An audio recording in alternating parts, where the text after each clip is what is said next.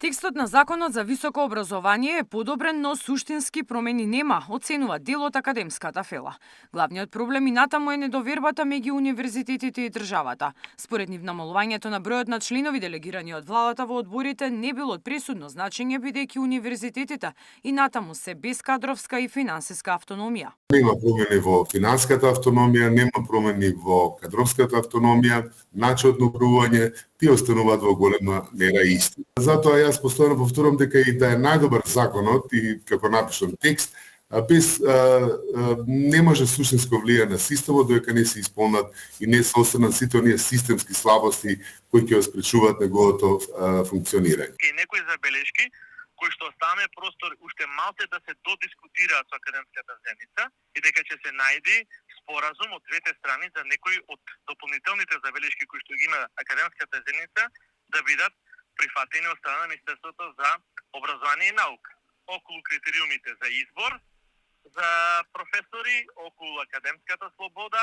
околу академската автономија на универзитетите, зборувам за сите универзитети и некои технички прашања кои што се можеби од техничка природа кога би се читале, но би оставале во понатаму не можам да речам последици, но некои факултети кои што се мали единици не би можеле да функционираат во смисла на управување менаџмент на деканските управи и деканите. Една од најдискутираните точки од законот беа критериумите за научни трудови во меѓународните бази како Scopus и Web of Science. Професорот Дуе вели дека академската фела не бега од критериуми за квалитет, но прашува во какви услови реално треба да се создаваат тие научни трудови. Она што академската заедница бара, а тоа е услови за исполнување на сите овие фактори. Знаете, работиме во стари згради, инвестициите во наука познато вие дека се многу минимални и за висока наука потребна е и подготовка и систем кој што ќе им овозможи на професорите да објавуваат.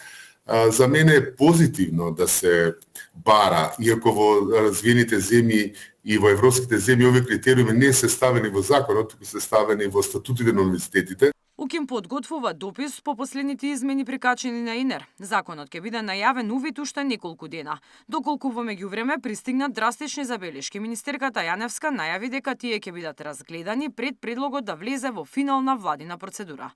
Мирјана Давидовска, Сител телевизија.